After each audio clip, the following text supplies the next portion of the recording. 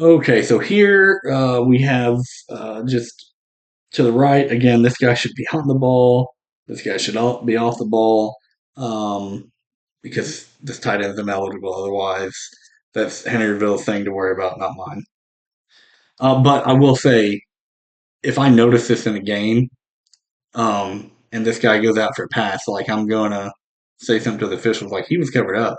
I would have let him know ahead of time, like, hey, tight end's covered up, you know, and so he's ineligible. So a little toss play, chased down by your outside backer and running back. Um, let's watch here. Nose fires out. I'm gonna. You will see later, but this guy right here, the center, he ends up having some bad snaps later in the game.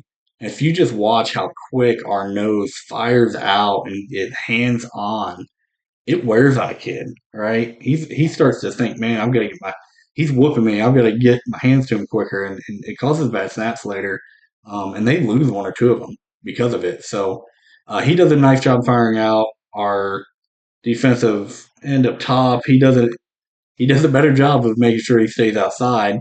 Our spur bandit. So we got a kind of a double edge up top. This guy does a nice job of having eyes and seeing it go the other way. So he starts working back across. Okay, our end on this side, he takes the guard loops. It's what do we have here? So the tackle steps back and loops out to block number one. He misses. Our defensive end runs right through the open gap, and he was looking at the quarterback, right, which is fine. No big deal there. We got three guys that got through. Um, Number 28 gets through. I don't love the angle. Like we had one guy go through there, like go through the other side, but hey, I think he makes the play. So all right, our middle backers working over the top. Our outside backers the other side working over the top.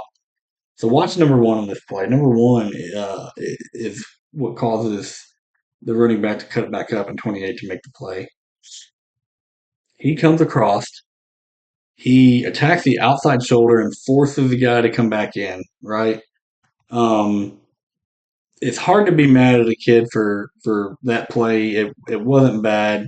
You may tell him, take on the lead shoulder of that blocker right here, right? Because if he takes on the lead shoulder of that guy and he knocks him in there, right, and he's still outside, this guy doesn't have this window that's about to open up that he cuts right there, right?